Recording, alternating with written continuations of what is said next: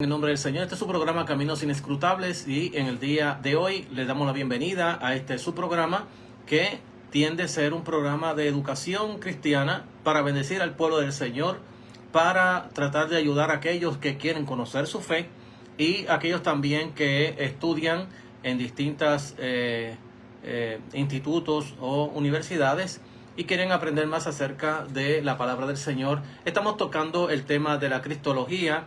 Y en el caso de hoy estamos tocando lo que es Cristología Alta, que tiene que ver exactamente con la divinidad de nuestro Señor y Salvador Jesucristo. Y hemos estado tocando exactamente dentro de este tema de la Cristología, la autoconciencia de nuestro Señor Jesucristo.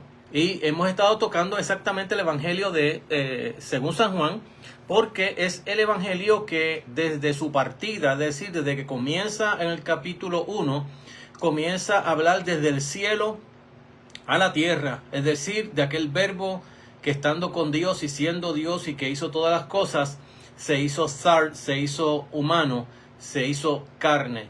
Lo que hablamos nosotros de lo que es la encarnación o la humanidad de nuestro Señor.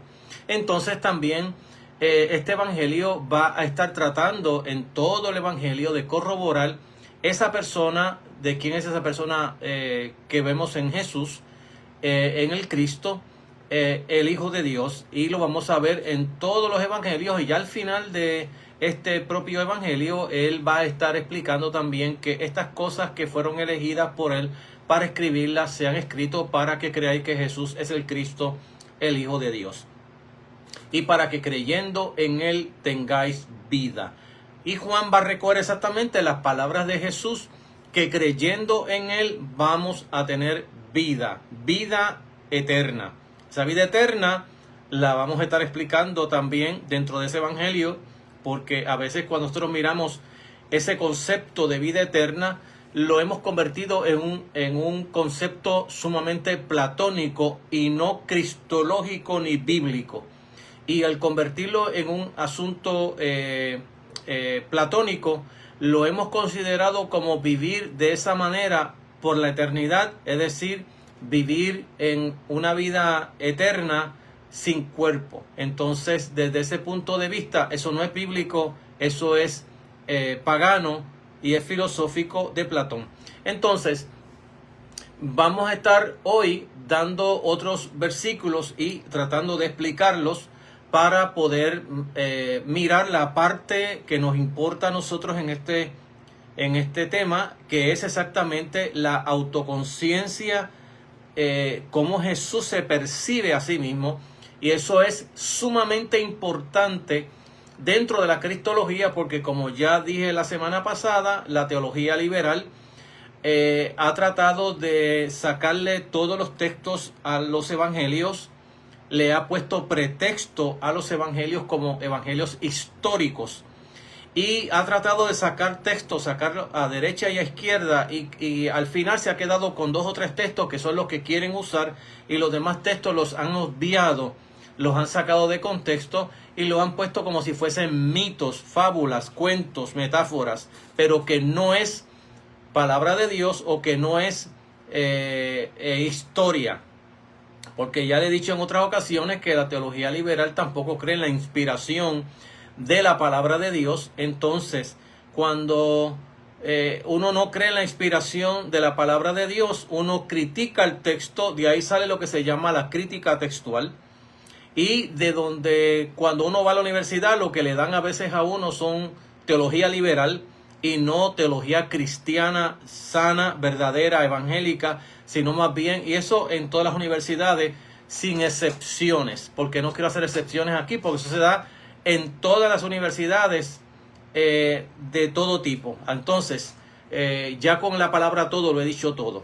Entonces, vamos en el día de hoy a orar y a pedirle al Señor dirección, porque como yo creo que la palabra de Dios es inspirada por el Espíritu Santo, y creo que el Espíritu Santo está para ayudarnos a iluminarnos cuando estamos tocando el texto de la palabra de Dios, pues nosotros vamos a estar orando, pidiéndole al Señor su asistencia en el día de hoy para poder leer la palabra del Señor. Y mira lo que el texto de la palabra del Señor nos dice, Y una vez que terminemos de orar, vamos a estar leyendo la palabra del Señor que se encuentra en el Evangelio según San Juan, capítulo 17, del 20 al 22. Y allí, una vez que lo leamos, vamos a estar nuevamente retomando la palabra del Señor. Esta es más bíblico lo que estamos haciendo ahora, porque estamos yéndonos a las propias palabras de Jesús, cosa que, como hemos dicho ya, la teología liberal ha dicho que Jesús lo que enseñó fue que creamos como Él creía acerca del Padre y no que creyéramos en Él. Totalmente distinto a las palabras verbalizadas por el propio Señor Jesús, que habla de que hay que creer en Él para tener vida eterna, para la salvación y para otras cosas que el texto nos va a estar explicando en el día de hoy. Bien, oramos. Padre, gracias te damos por tu bondad, amor y misericordia, por permitirnos estar trabajando en el día de hoy con tu palabra, tocando, Señor, ciertos textos que fueron palabras de Jesús, para ver cómo podemos entenderlo y cómo entendían el editorio de Jesús estas palabras que él hablaba. Te pedimos que nos ayudes y ayudes a la iglesia que quiere entender tu palabra, que quiere conocerte mejor por medio de ella, que nos abras el entendimiento, nos des iluminación del texto y nos permitas entenderlo para beneficio nuestro, pero también para poder proclamar tu palabra con seguridad, con, Señor, certeza, y poder tener argumentos fuertes cuando tenemos que hablar con otros para hablar acerca de Jesús. En el nombre de Jesús te lo pedimos y te damos gracias. Amén. Bien, la palabra allí en el Evangelio según San Juan, capítulo 17, versos del 20 al 22, dice de la siguiente manera: la gloria de Dios y bendición de nuestras vidas. Amén. Mas no ruego solamente por estos, es decir, por sus discípulos, sino también por los que han de creer en mí por la palabra de ellos, creer en mí por la palabra de ellos, para que todos sean unos, como tú, oh Padre, en mí y yo en ti, que también ellos sean uno en nosotros, para que el mundo crea que tú me enviaste. La gloria que me diste yo les he dado, para que sean uno, así como nosotros somos uno. Esto es palabra de Dios, no interpretación mía, sino es palabra de Dios. Todo lo que voy a hablar después es teología, es decir, es interpretación que hacemos de la palabra del Señor, excepto cuando leemos los textos de la palabra de Dios, que estamos leyendo palabra de Dios. Bien, nosotros en la semana pasada estábamos hablando sobre la autoconciencia de Jesús. Por ejemplo, nos habíamos quedado allí en los versículos de Juan capítulo 6, versos del 38 al 40, donde Jesús está expresando ciertas, como decimos nosotros, cómo Él se percibe a sí mismo, cómo Él puede hablar Él mismo de lo que Él quiere hablar y cómo Él se percibe. Esto es bien importante a la hora, bueno, lo es importante psicológicamente, porque psicológicamente uno quiere saber quién es quién y cómo se entiende esa persona para poder ayudarle y darle terapia. Entonces hay muchísimas teorías de personalidad, desde la freudiana hasta las humanistas, el sistema familiar, conductista, etcétera, etcétera, que nos ayudan a entender cada una de estas teorías. Está mirando cómo es la persona, cómo se percibe la persona. Entonces es importantísimo dentro de la fe cristiana cómo Jesús se percibía a sí mismo. No meramente que Juan hablara de Jesús, Mateo, Marcos o Lucas hablara de Jesús, sino cómo él mismo hablaba de él mismo. Entonces es importantísimo dentro de la interpretación bíblica y dentro exactamente de cómo Jesús se entiende a sí mismo, porque ahí o podemos decir, o Jesús estaba un poco tostado, o Jesús estaba cuerdo, o Jesús era un atrevido de lo que él estaba hablando, porque él sabía lo que estaba hablando. Sus oyentes, su auditorio, estaba también claro que lo habían entendido bien. Y no solamente Jesús entiende que su auditorio lo está escuchando bien, sino que él lo que hace es rematar o certificar o aprobar que lo que ellos están entendiendo acerca de quién es él, eso mismo es. Entonces es interesante que en el capítulo 6 del libro de San Juan, claro, estamos tocando solamente este evangelio, ya les dije por qué, ¿verdad? Y que no estamos tocando los otros 3 evangelios, los que le llaman sinópticos, porque los evangelios sinópticos mayormente van a tratar desde el otro aspecto de la vida de Jesús. Es decir, mientras que Juan está tocando lo que nosotros podíamos hablar, la parte ontológica de Jesús, quién es el ser, ese ser llamado Jesús, los demás evangelios están tocando cuál fue el mensaje de Jesús. Entonces, en los sinópticos se está tocando más sobre el reino de Dios. Y allí en los sinópticos hay sobre 120 citas acerca del reino de Dios, porque eso fue a lo que él vino a hacer. Mientras que el evangelio de Juan va a tocar quién es esta persona llamado Jesús el Galileo o Jesús de Nazaret, que está hablando, que está predicando, que está haciendo maravillas, que los líderes religiosos de él, ya está esta parte más ontológica. Así que la otra parte que está tocando es la parte del reino de Dios. Entonces, miremos, por ejemplo, ahora en el capítulo 6, verso 38 al 40, donde Jesús dice, porque he descendido del cielo, no para hacer mi voluntad, sino la voluntad del que me envió. Y esta es la voluntad del Padre, el que me envió, que todo el que me diera no pierda yo nada, sino que lo resucite en el día postrero. Y esta es la voluntad del que me ha enviado, que todo aquel que ve al Hijo y cree en él tenga vida eterna, y yo le resucitaré en el día postrero. Estas son palabras mayores, son palabras que la persona que la habla o está cuerdo o está fuera de sí. Esas las únicas dos alternativas que hay. O está cuerdo o está fuera de sí. En tercer lugar, las consecuencias que traen esas palabras a la vida de la persona que cree estar cuerda y dice unas palabras como esta. Fíjese la connotación que tiene este texto, o estos textos. Perdón, estoy tocando tres textos de la palabra del Señor, 38, 39 y 40 del capítulo 6. Porque he descendido del cielo, no para hacer mi voluntad, sino la voluntad del que me envió. Entonces, y esta es la voluntad del Padre, el que me envió, que todo lo que me diere, no pierda yo nada. Que esto es lo que se habla, seguridad cristiana. La seguridad de cristiana no está en el cristiano como tal, sino está en el que asegura. En este caso Jesús. Sino que lo resucite en el día postrero. Y esa es la voluntad del que me envió, que todo aquel que vea al Hijo y cree en él tenga vida eterna. Esa es la voluntad del que me envió.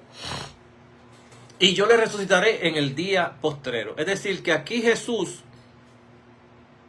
se está presentando en este versículo número 1 como alguien que bajó del cielo, a cual él le llama el Padre, que no es José, porque José nunca estuvo en el cielo. El único que ha estado en el cielo es Dios, que él le llama Padre, de donde él desciende. Entonces, que ese Padre le tiene un mandamiento, por así decirlo, o una voluntad, que es que toda aquella persona que el Padre le da al Hijo, nadie puede venir a mí si el Padre Celestial no lo trae a mí.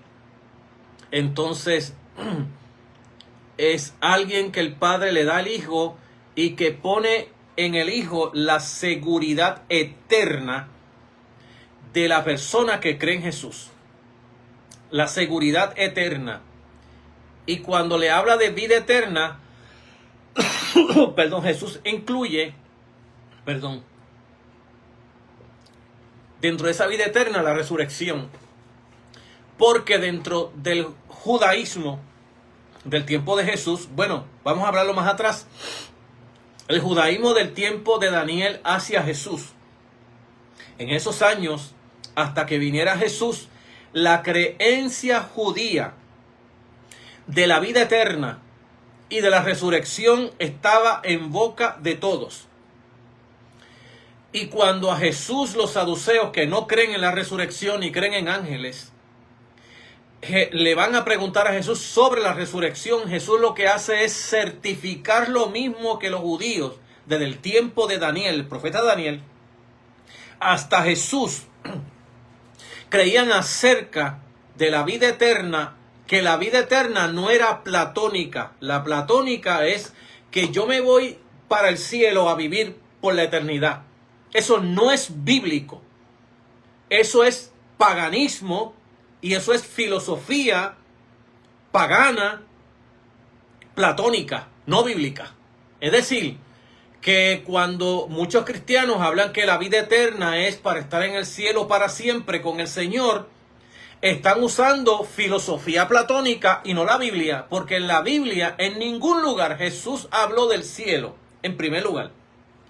Cuando hablaba del cielo, Jesús lo que hablaba era que mi Padre estaba en el cielo, de donde yo estaba. De donde yo estaba y a donde voy. Ya en el capítulo 17 de este mismo libro según San Juan, Jesús va a estar diciendo que Padre, glorifícame con la gloria que estuve contigo antes que el mundo fuese. Está hablando del cielo. Pero Jesús nunca prometió el cielo como vida eterna. No la prometió así. Eso nos han hecho creer. Y cada vez que la palabra habla de cielo, le hemos achacado a esa palabra, cielo, le hemos achacado como que si en la vida eterna es en el cielo. Y en ningún lugar en la Biblia dice que la vida eterna es en el cielo. Fíjese que Jesús es claro en este texto y se lo voy a volver a leer para a ver si ahora lo puede captar. Dice, porque he descendido del cielo no para hacer mi voluntad, sino la voluntad del que me envió. Ese que me envió ahora va a decir que es el Padre. Dice, esta es la voluntad del Padre que me envió. Que todo el que me diere no pierda yo nada, sino que lo resucite en el día postrero. Y esta es la voluntad del que me ha enviado. Que todo aquel que ve al Hijo y cree en Él tenga vida eterna y yo le resucitaré en el día postrero. La persona va a tener vida eterna. Sí ya, pero todavía no. Sé que la palabra sí ya, pero todavía no es una palabra que dentro de muchas denominaciones evangélicas, especialmente de corte pentecostal, es una expresión que nunca ha existido dentro de esas organizaciones por el hecho de que lamentablemente dentro de las organizaciones cristianas pentecostales no se enseña el reino. Y como no se enseña el reino ni se sabe qué es el reino, y cuando se habla del reino de los cielos o el reino de Dios, lo que tenemos es un disparate de interpretaciones acerca de esas dos expresiones, pero la Biblia está hablando solamente de una. El reino de Dios es de aquel que reina en el cielo. Por eso es que en Juan, en Mateo, le va a hablar el reino de los cielos, y en los demás evangelios va a decir el reino de Dios. Es la misma expresión de lo mismo que están hablando los tres evangelistas. Están hablando que el reino de Dios es de aquel que reina en el cielo. Mateo le va a llamar el reino de los cielos porque Mateo sabe que dentro de los judíos mencionar a Dios es un pecado. Entonces el nombre de Dios es muy sagrado. Por lo tanto se obvia el nombre de Dios para decir el que está en el cielo. Es como cuando en la parábola dice, he pecado contra el cielo y contra ti. Es decir, contra ti, mi Padre terrenal, y con el que está en el cielo, y se llama el cielo. Al cielo no el lugar, sino aquel que vive en el cielo, en este caso, en el caso Dios. Entonces, cuando la Biblia está hablando de vida eterna, no está explicando ni diciendo que cuando uno se muere, uno se va para el cielo, a vivir para el cielo eternamente, porque eso no es bíblico. Lo que es bíblico es que uno se muere, sí, y que va a un lugar de descanso cara a cara con el Señor. Así lo va a declarar Pablo en las epístolas, donde dice, para mí es mejor estar muerto que vivo, porque muerto yo estoy cara a cara con el Señor y vivo estoy ausente de Él. Hay una ausencia, presencia en este momento que estamos viviendo nosotros, porque el Espíritu Santo está con nosotros, pero nosotros tenemos esas situaciones que pasamos en la vida, esas ansiedades, esas luchas de batallas de la vida en el cual nos sentimos. ¿Y quién no ha dicho, Señor, por qué no estás conmigo?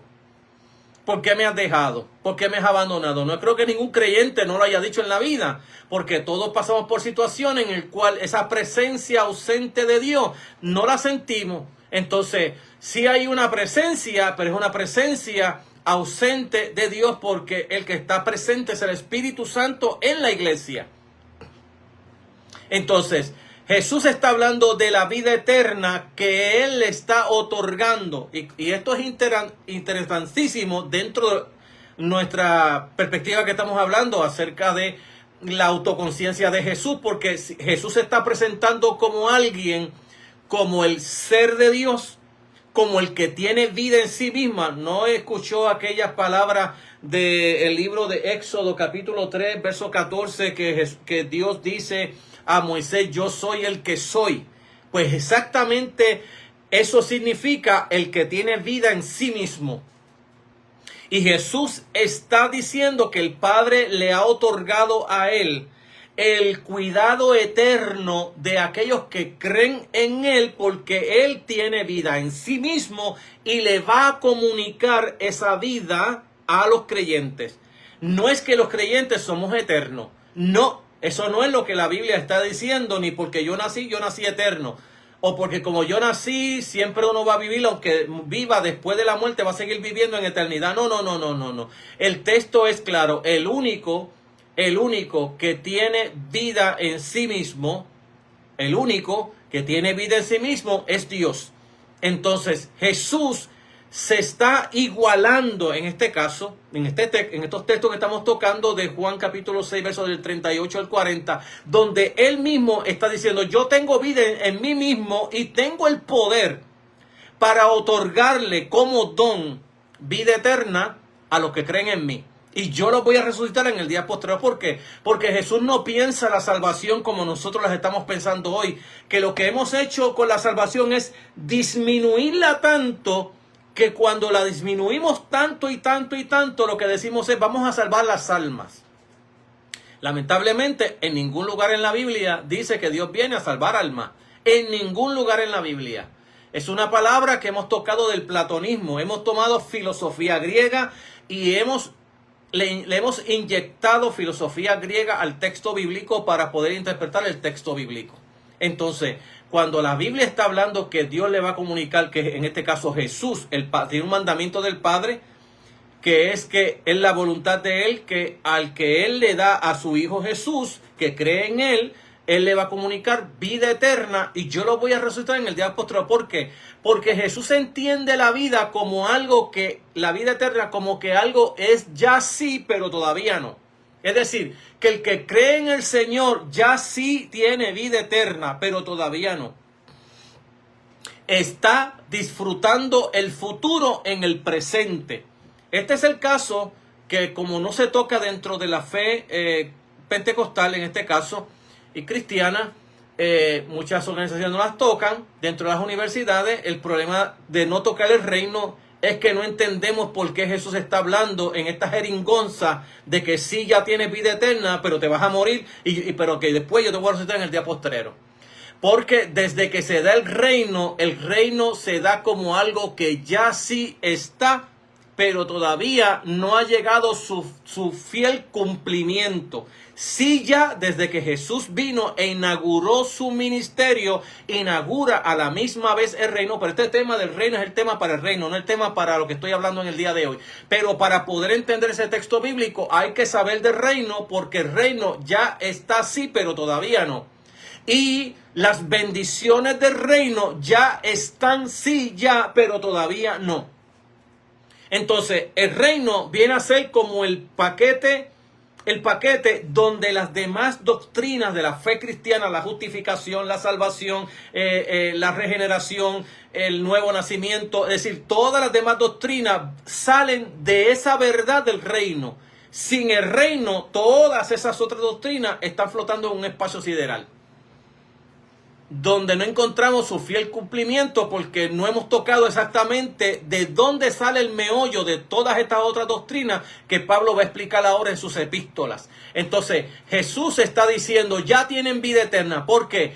porque ya Dios le ha dado la vida a través de su Hijo en el sacrificio que hizo. Sí, ya, pero todavía hay un lapso de tiempo en que las personas vivimos en este mundo y que vamos a morir. Pero que Él ha prometido que va a haber una resurrección en el día postrero para todos los creyentes. No es que va a haber una resurrección mañana y pasado mañana va a haber otra y pasado mañana va a haber otra. Esas teorías de resurrecciones una tras otra no son bíblicas.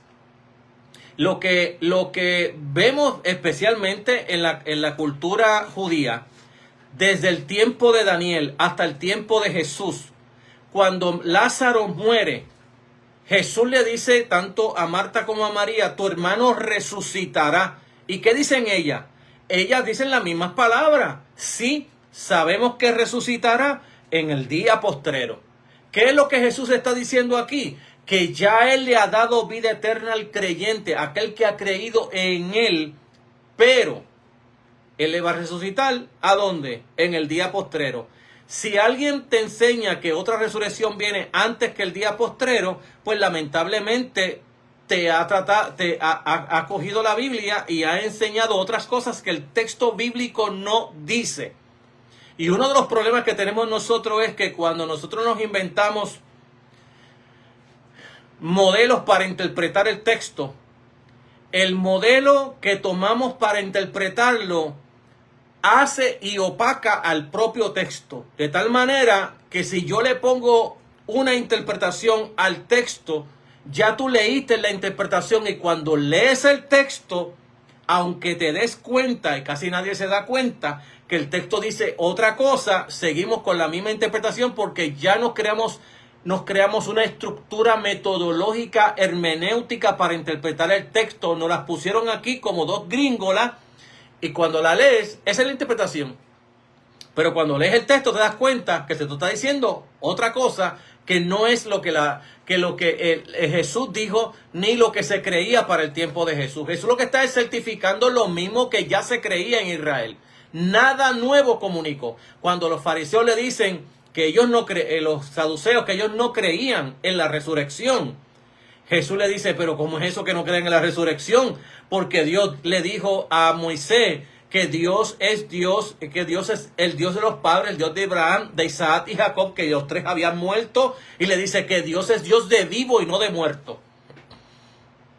Con eso le estaba diciendo que las personas, los cuerpos que habían muerto, sus personas estaban vivas, que Dios no era Dios de muertos, sino de personas que viven.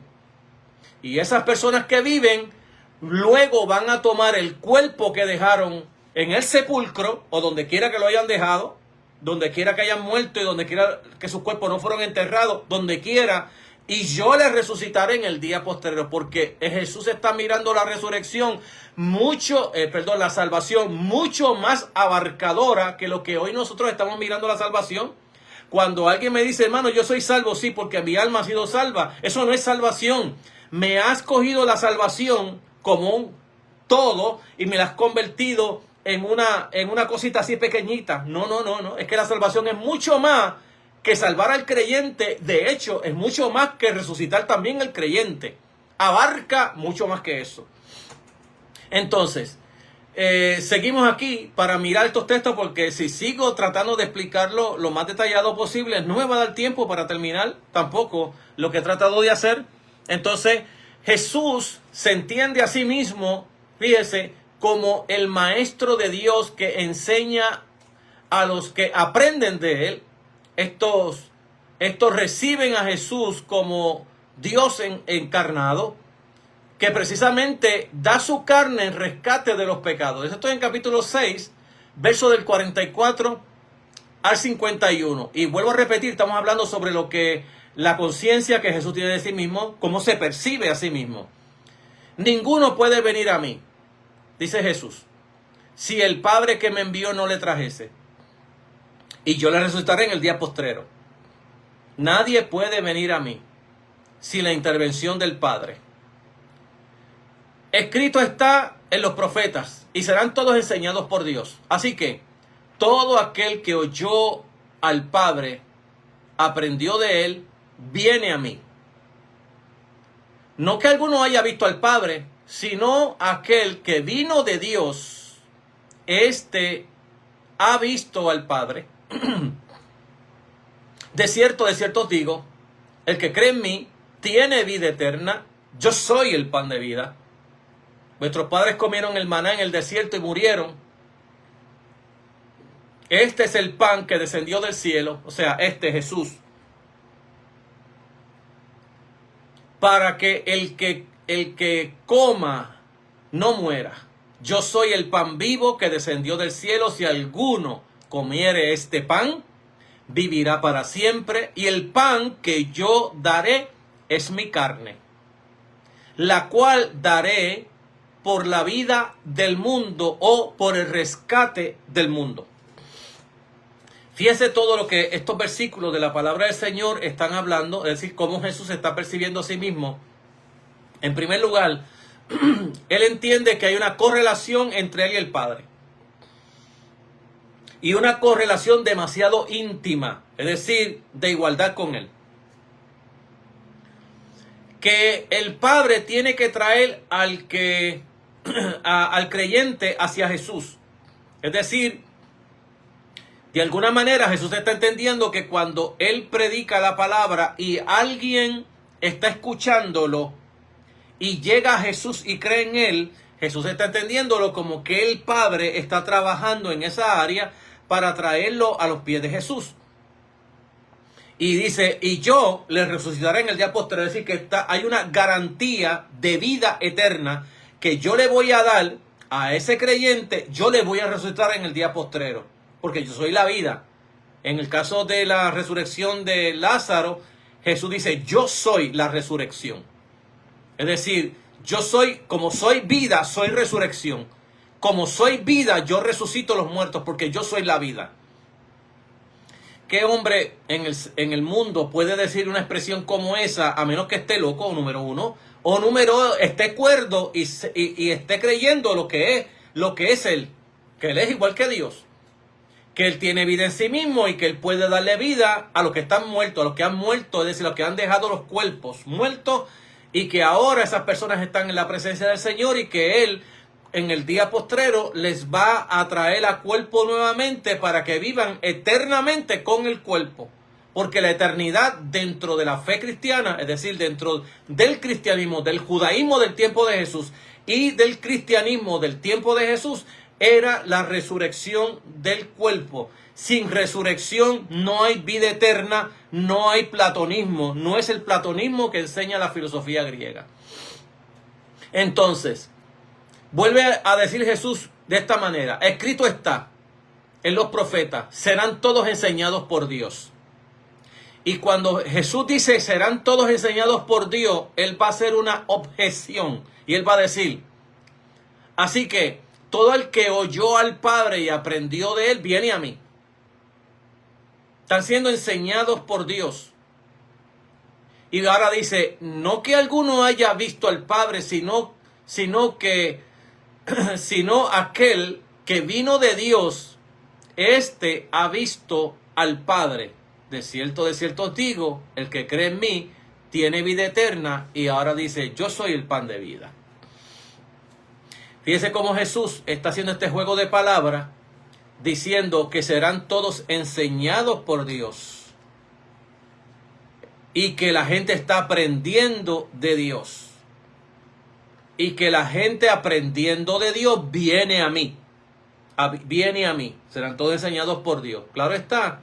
Estamos hablando de las profecías del Antiguo Testamento que han llegado a su fiel cumplimiento en el Nuevo Testamento, en el tiempo de Jesús, cuando el mismo Dios le enseñará a su pueblo, y el mismo Dios entrará a su templo. Todas estas profecías que estaban en el Antiguo Testamento acerca de que Jehová vendría, Yahvé vendría a su templo, se cumplen en la persona de Jesús, que fue el que vino al templo.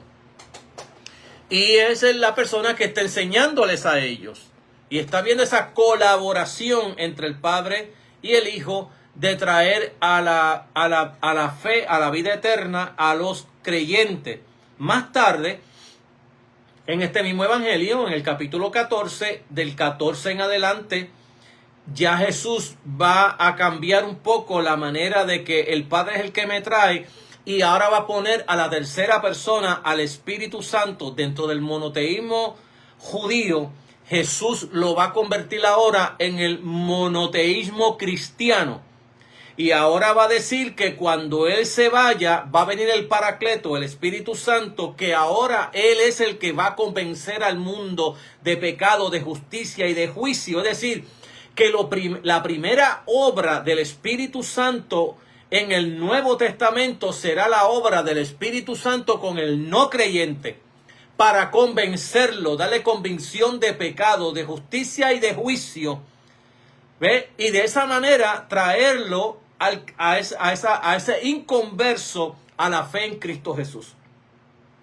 Entonces ese es el patrón que vamos a ver ahí mismo en el Evangelio según San Juan, y cómo esto está cambiando ahora, cómo Jesús va a ver ahora a la tercera persona, porque es interesante que cuando Jesús está hablando esto, recuerden que el judaísmo es un monoteísmo radical, cree en una sola persona.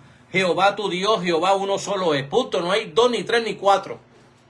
Y ahora Jesús está incluyéndose dentro de ese monoteísmo donde Él desciende del Padre, donde Él tiene la vida eterna para comunicarla, el poder de resucitar, porque como es la vida, Él tiene vida para darle al ser humano el regalo de la eternidad, porque la eternidad no es parte del ser humano, es una dádiva que Dios le está regalando al creyente.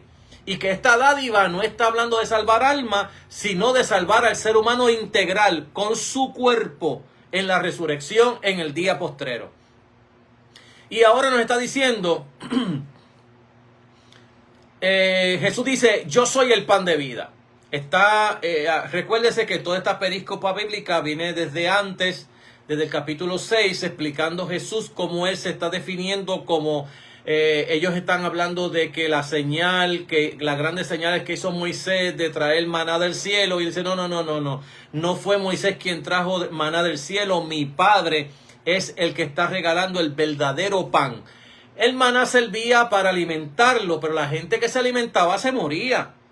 Y Jesús está diciendo, no, yo soy el pan de vida, el maná soy yo, el que me coma a mí y beba de mi sangre, el que coma este pan y beba de mi sangre, tendrá vida eterna, y yo le resucitaré en el día postrero, porque la comida que da mi Padre es verdadera comida, es comida para vida eterna. Y lo que Jesús está hablando, claro, en metáfora, lo que está hablando es que Jesús va a dar su vida en rescate, su cuerpo lo va a poner en rescate en la cruz. Y Él, el que crea en Él, es el que come de ese pan, y el que come de ese pan, y el que bebe de esa sangre, de ese sacrificio que Jesús hizo, claro, está hablando del derramamiento de su sangre, el rescate que está haciendo por la humanidad, que el que crea en eso tendrá vida eterna. Es lo que está hablando ellos en forma metafórica. Entonces, Jesús está diciendo, vuestros padres comieron maná en el desierto y se murieron.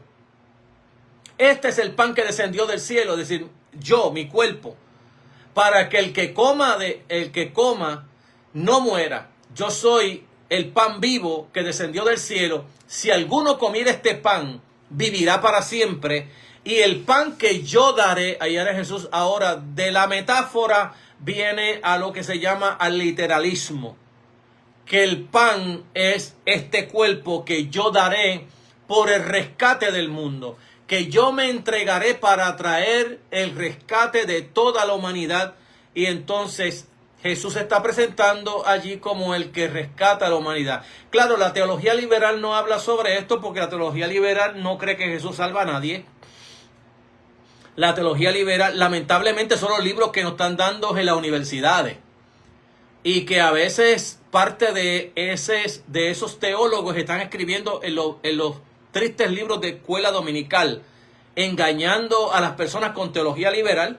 Pero lamentablemente estos son una amenaza a la fe cristiana en el día de hoy, Solamente pregúntele a la universidad donde usted va si en el currículo de su clase no hay libros allí de teología liberal, de teólogos que son liberales, que escriben esos libros y nos los van a dar en las universidades para que nosotros leamos y estudiamos y para que hagamos trabajo sobre ellos, para darnos nota. Después de todo, nos hemos colgado de la fe cristiana y nos dan una A en la universidad y lo que hemos escogido con la A es teología liberal. Entonces, bueno, ahí estoy en el capítulo 6, versos 53 al 57 y leo. Jesús dice, de cierto os digo, si no coméis la carne del Hijo del Hombre y bebéis su sangre, no tendréis vida en vosotros. El que come mi carne y bebe mi sangre tiene vida eterna, y yo le resucitaré en el día postrero. Porque mi carne es verdadera comida y mi sangre es verdadera bebida. El que come mi carne y bebe mi sangre, en mí permanece y yo en él. Como me envió el Padre viviente y yo vivo por el Padre, asimismo el que me come, él también vive por mí.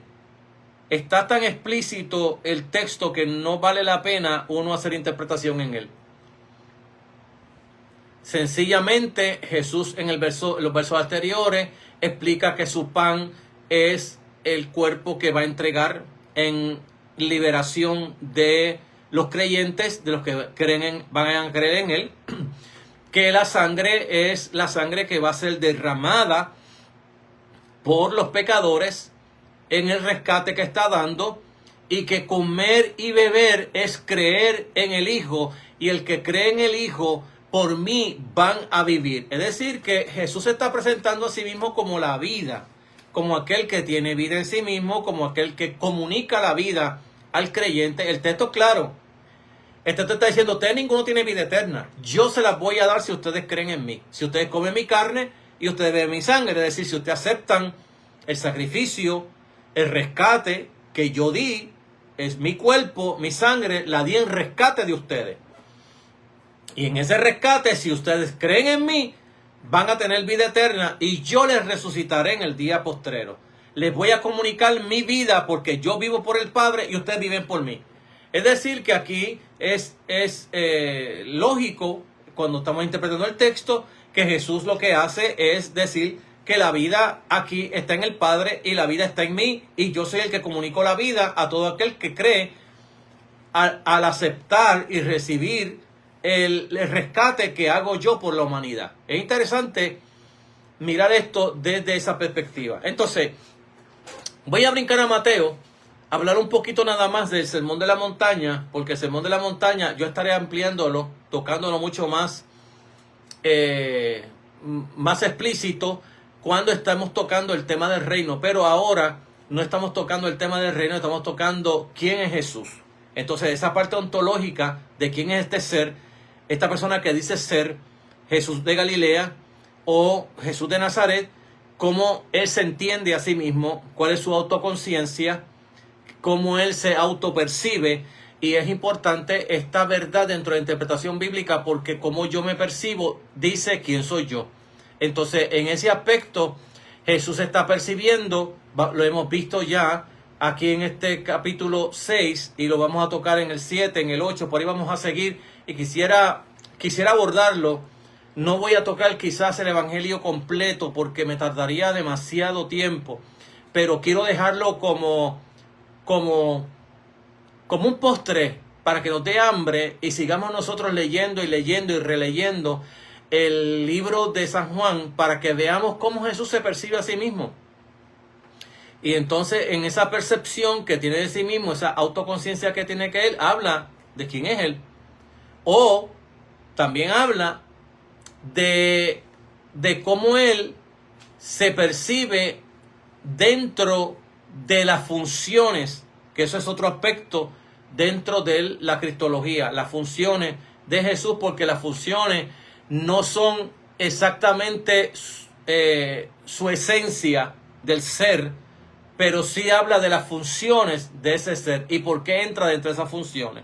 Y eso habla de cómo Jesús se percibe dentro de lo que Él ha venido a hacer por rescate nuestro. Entonces, en esa parte la podemos tocar como vuelo de pájaro, solamente para que miremos exactamente cómo es que Jesús se percibe dentro de las funciones, no dentro del ser de Él o de la parte ontológica de quién es Él como tal.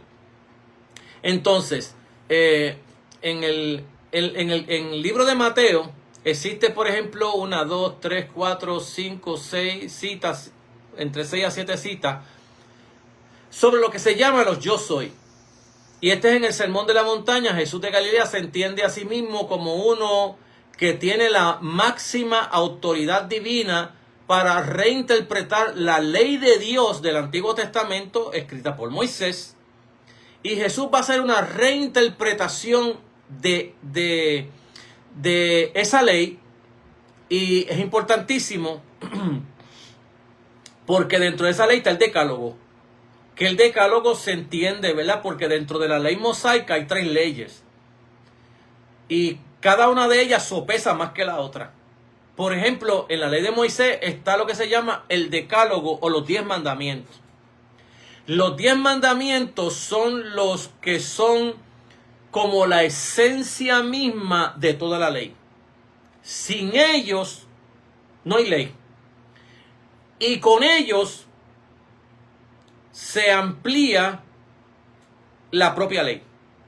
Entonces es importantísimo porque cuando Jesús va a resumir la ley, va a resumir más de 613, 14 preceptos y la va a resumir en 2 mandamientos: amarás a Dios, a tu Dios con todo tu corazón, con toda tu fuerza, con toda tu alma, y a tu prójimo como a ti mismo.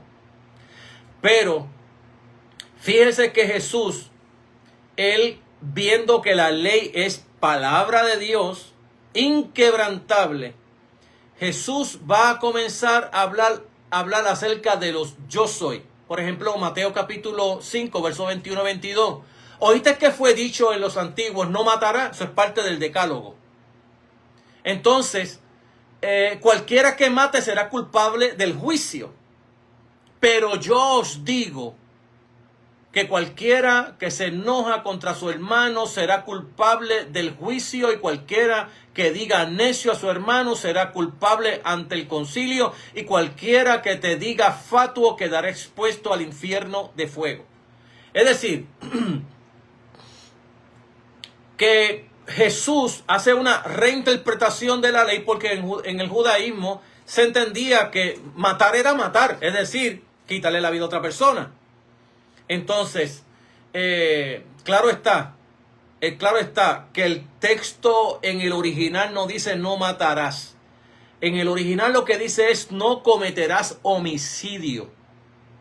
Porque es ridículo que el mandamiento se dé aquí hoy y ya mañana Moisés diga vayan y matan a los amalecitas. Entonces, ¿qué pasa? Me dijiste en el mandamiento no matarás, y ahora me dice levántate y mata a los amalecitas. ¿En dónde cabe en la interpretación bíblica que tú me estés diciendo no mates, pero mates? Entonces, en los 10 mandamientos lo que se dice allí es no matarás, dice no cometerás homicidio. Matar y cometer homicidio son 2 cosas totalmente distintas. El final es el mismo, pero son totalmente distintas. Los 2 están muertos, no importa. No matará o cometer homicidio, como quiera, sigue siendo muerte. El problema no está en la muerte, está en la intención. Entonces, el texto es claro. Dice, no cometerás homicidio. Entonces, ¿oíste que fue dicho no matarás? Perdón. Entonces Jesús dice que basta con tener una intención de hacerle daño a alguien, ya eres culpable dentro del mandamiento. Y Jesús lo que hace es dar lo que se llama legalmente el espíritu que tiene la ley. Es decir, ¿qué era lo que Dios quería con no matarás? No era meramente físico, iba a tratar de trabajar con el área compulsiva del hombre, que él exactamente pudiera tener dominio propio y no pensar en matar a la persona, porque ya pensaste en matarlo, ya lo mataste en la intención. Es lo que Jesús está diciendo. Entonces, allí en el capítulo 5, verso 27 al 28, oíste que fue dicho, no cometerás adulterio, pero yo digo que cualquiera que mira a una mujer para codiciarla, ya adulteró con ella en su corazón. Es interesante este texto, porque creo que nadie se ha dado cuenta algo en este texto. Y digo nadie porque a veces tantos comentarios que uno lee y uno mira también las deficiencias de otros comentarios, pero una de las cosas que se miraba dentro de la ley era que no era el hombre que adulteraba, era la mujer. Los hombres no adulteraban. Usted va a coger desde el libro de Génesis hasta el libro de Malaquías, no solamente Malaquías, de propio Mateo, cuando le traen a Jesús, Lucas, habla de una mujer que la traen en su lecho de adulterio. Es decir, que en el Antiguo Testamento se está dando un asunto cultural, social cultural, donde la mujer es la que peca, la que comete adulterio, no es el hombre. El hombre puede tener más de una mujer, si puede tener el dinero para tenerlas. Y eso lo vamos a ver con Abraham, con Isaac y con Jacob, que uno dice, pero el mandamiento dice no cometerá adulterio, pero aquí hay un hombre con 2 y 3 mujeres. Bueno, es que en las culturas antiguas, incluyendo en el Nuevo Testamento, la que pecaba era la mujer. La mujer era la que se le daba carta de divorcio. La mujer era la que estaba en el menosprecio siempre dentro de las culturas. Eso lo va a criticar Jesús, claro está, más tarde, porque Jesús está contra cultura. Entonces Jesús va a criticar estas partes. Pablo también va a traer sobre eso también, porque ellos están mirando que la única que peca es la mujer. Pero es interesante que dentro de este asunto del reino, aquí se está añadiendo al hombre que no se añadía, ¿verdad? Claro está, no era que los hombres no pecaban. Por ejemplo, en el Antiguo Testamento vamos a encontrar que David pecó con Betsabé. Pero social y culturalmente, la que estaba expuesta al adulterio era la mujer, a la que se condenaba era a la mujer, no al hombre. Entonces, Jesús es interesante que dentro del tema del reino, él dice, oíste que fue dicho, no cometerás adulterio, pero yo os digo que cualquiera que mira a una mujer, fíjese que ahora Jesús está poniendo al hombre mirando a una mujer con deseo, ya está adulterando con ella en su corazón. Que el espíritu de la ley iba más allá de lo que era el hecho de acostarse con ella, que ya se había hecho en la mente y en el corazón. Entonces, en el capítulo 5, versos 31 al 34, dice el texto, también fue dicho, cualquiera que repudia a su mujer, dele carta de divorcio. Pero yo digo que el que repudia a su mujer, a no ser que por causa de fornicación, hace que ella adultere, y el que se casa con la repudiada comete adulterio. Y esta es una de las leyes de las que Jesús no está satisfecho y va más tarde a hacer demanda sobre ello, porque vuelvo a repetir, el hombre tenía derecho dentro de la ley judía hasta si la mujer cocinaba mal o se le quemaba la comida. Ya el hombre podía darle carta de divorcio y despedirla. Entonces, Jesús está diciendo que al hacer eso, de darle carta de repudio a la mujer, la está poniendo a ella, la está exponiendo al adulterio. Y el que se casa con esa mujer repudiada también adultera con ella. Y que la única causa del divorcio debía ser por fornicación. Entonces, estas partes donde el tema del reino se está dando, del capítulo 5 al capítulo 7, es el tema sobre cómo se trabaja dentro del reino de Dios. Vamos a encontrar todo este tipo de textos que yo no los voy a explicar con lujo y detalle porque esta no es mi intención. El capítulo 5, versos 34 al 33 y 34. Además, habéis oído en los antiguos, no perjurarás ni cumplirás, sino que cumplirás al Señor tu juramento. Pero yo os digo, no juréis ni de ninguna manera, ni por el cielo, porque es el trono de Dios, y así sucesivamente sigue hablando. Lo que está hablando es que en el creyente que vive en el reino debería ser su sí, sí y su no, no. y no ponerse en juramento no es necesario cuando hay veracidad en la persona y cuando hay control en la persona. Capítulo 5, verso 38 a 39. Oíste que fue dicho ojo por ojo, diente por diente, pero yo os digo, no resistáis al que es malo, antes a cualquiera que te ponga, que te hiere la mejilla derecha, vuélvele también la otra. Tampoco ese texto lo voy a tocar porque me tomaría también mucho tiempo en explicarlo, aunque ese texto no quiere decir lo que a veces se percibe decir o lo que se entiende por encima del texto. Tiene mucho más explicación para eso, pero no lo voy a tocar ahora. Y el capítulo 5, verso 43 al 44, donde dice, oíste que fue dicho, amarás a tu prójimo y aborrecerás a tu enemigo. Pero yo os digo, amad a vuestros enemigos, bendecid a los que os persiguen, haced bien a los que os aborrecen, orad por los que os ultrajan y os persiguen. En cada una de estas, lo que vamos a encontrar es exactamente lo que ya les dije. El pero yo os digo. Es alguien que no está hablando en forma mediática. Es decir, que no está hablando como un mediador. Que no está hablando Dios me dijo que las cosas eran así. Sino alguien que tiene la autoridad y el poder para decir cómo es que son las cosas. Y eso es lo que hace la percepción de Jesús de quién es Él. Entonces, aquí hay unas declaraciones también en voy al libro de Juan nuevamente, capítulo 7, verso 27 al 29, donde el texto dice, pero sabemos de dónde es, mas cuando venga el Cristo nadie sabrá de dónde sea. Jesús entonces, enseñando en el templo, alzó la voz y dijo, a mí me conocéis y sabéis de dónde sois. Y no he venido de mí mismo, pero el que me envió es verdadero, a quien vosotros no conocéis. Pero yo le conozco, porque de él procedo, y él me envió. Entonces, estos textos que estamos mirando allí, estamos mirando exactamente que Jesús se ve a sí mismo como Dios,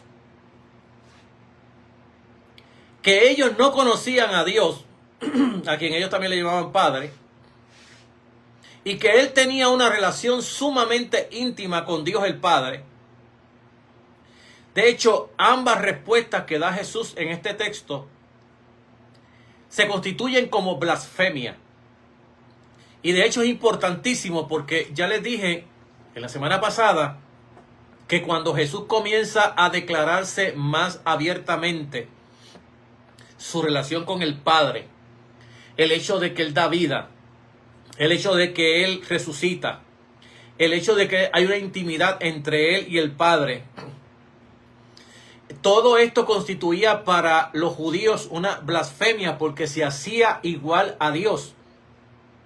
Mas sin embargo, Jesús dice que el que ellos le llaman Padre realmente no es Padre de ellos. Más tarde Jesús le va a decir que su padre es el diablo.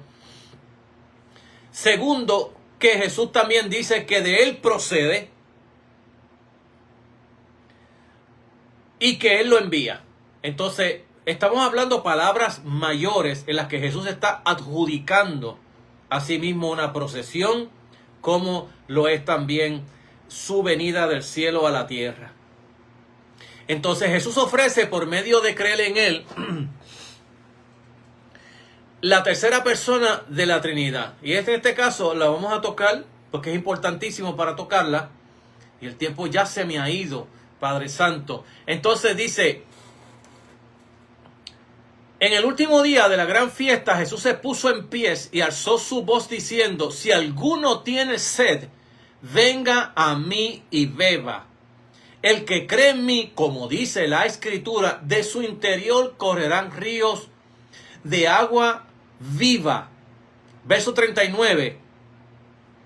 Esto dijo del Espíritu que habían de recibir los que creen en Él, pues aún no había venido el Espíritu Santo porque Jesús no había sido glorificado. Bueno, aquí es que este texto coge el sabor, porque cuando Jesús está hablando en estas formas de género literario, metafóricos, el que tenga sed venga a mí y beba, y el que cree en mí, como dice la Escritura, de su interior correrán ríos de agua viva, estaba hablando de la era escatológica, es decir, que cuando el Espíritu Santo desciende en el día de Pentecostés, porque se considera al Espíritu Santo como el cofundador de la iglesia. Porque sin el cofundador de la iglesia no puede existir. Jesús resucitó con su cuerpo y Jesús ascendió al cielo y Jesús está en el cielo y nos envió para no dejarnos huérfanos, como él dijo, al Consolador, al Espíritu Santo, quien haría, claro está, que nos bautizaría con ese Espíritu Santo, es decir, que el Espíritu Santo vendría a bautizar al creyente y hacerlo uno. Es decir, que aquí estamos hablando palabras mayores, porque estamos hablando palabras cuando Jesús las explica, estando bajo la ley, que todavía la tercera persona no había descendido, y que cuando descendiera la tercera persona de la Trinidad, él haría habitación en el creyente. Él lo bautizaría en el Espíritu Santo, como dice la Biblia, por ejemplo, en el libro de Primera de Corintios, capítulo 12, por allá por el verso 14, que dice, porque todos fuimos bautizados por un mismo Espíritu, sean judíos, sean griegos, a todos se nos dio a beber de la misma bebida espiritual. Y está hablando del bautismo del Espíritu Santo. Déjeme hacerle una aclaración. No está hablando del bautismo del Espíritu Santo pentecostal, que los pentecostales dicen que es el bautismo, que es el hablar en lengua, en el saltar y todas esas cosas. No. No está hablando de esa clase de bautismo. Está hablando del bautismo verdadero que dice la Escritura. El que dice la Escritura, que es que todos hemos sido bautizados en Cristo por el Espíritu Santo. Y habiéndonos bautizados en Cristo, nos constituye a todos en el cuerpo de Cristo, en la iglesia, en el cuerpo místico de Cristo. Y que ese bautismo cumple lo que se llama también el sello, la promesa o las arras de vuestra herencia. Es decir, que el Espíritu Santo es quien trae seguridad al creyente que lo que Cristo prometió, que Él vendría, que Él daría un cuerpo nuevo, glorificado, resucitaría un cuerpo, está basado en la persona, en la tercera persona de la Trinidad, el Espíritu Santo, que está en la iglesia, que sin ese bautismo nadie es salvo, punto y se acabó. Es decir, con ese bautismo es lo que certifica que una persona es un verdadero creyente, ha nacido de nuevo, porque en ese bautismo nos han unido a todos al cuerpo de Cristo. El Espíritu Santo ha obrado el nuevo nacimiento en la vida de este creyente nuevo, y esta persona va a dar fruto del Espíritu, porque ya hay un contacto con el Espíritu, una intimidad con el Espíritu de cada creyente que le va a producir fruto del Espíritu a esa vida. Pero ese es el bautismo que la Biblia habla como bautismo en cual todos hemos sido bautizados. Y un grave error dentro de las iglesias, especialmente pentecostales, es que al añadir otro bautismo en lenguas y hay otros pentecostales que le añaden no solamente el bautismo en Espíritu Santo, pero también hasta en fuego.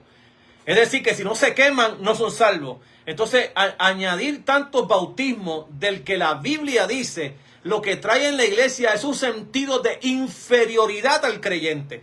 Inferioridad porque aquel que no habla en lengua, aquel que no salta o brinca, pues ese no tiene el Espíritu de Dios, no está bautizado ni está llenado. Y eso es una mentira, porque toda persona que ha aceptado a Jesús como Salvador tiene que estar lleno del Espíritu Santo. Y claro, la llenura del Espíritu Santo es una metáfora.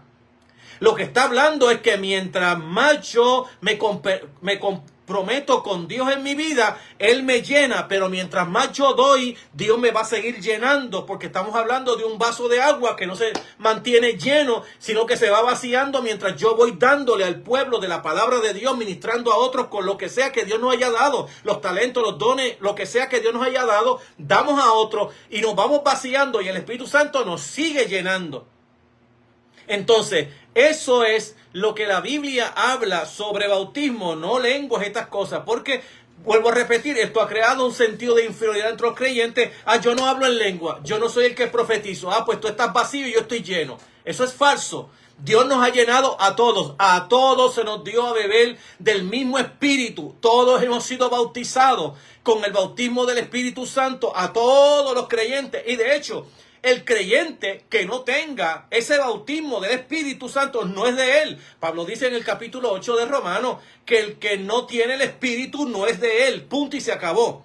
Es decir, no va a dar fruto, no va a tener relación con Dios, no va a tener intimidad con Dios, no se va a ver ese carácter siendo mejorado, perfeccionado por el Señor porque no tiene el Espíritu. Entonces, en el creyente, la verdad que hay en el creyente es que el creyente sin el Espíritu no es creyente, no es cristiano, no tiene a Dios. Punto y se acabó. Puede estar en la iglesia, puede ser miembro de la iglesia, sí, lo pueden hacer hasta pastor de la iglesia, lo puede poner a predicar en la iglesia y va a predicar, no hay problema, sabe de la palabra. Pero bautismo del Espíritu Santo es una obra milagrosa del Espíritu Santo en el creyente que ha sido convencido por el Espíritu Santo, convertido por el Espíritu Santo y que puede dar fruto porque tiene y ha sido bautizado con el Espíritu Santo. Este tema lo recogemos en la próxima sesión del próximo lunes, si Dios no lo permite, porque ya el tiempo se me acabó. Padre, gracias te doy por tu amor, bondad y misericordia. Bendice a tu pueblo.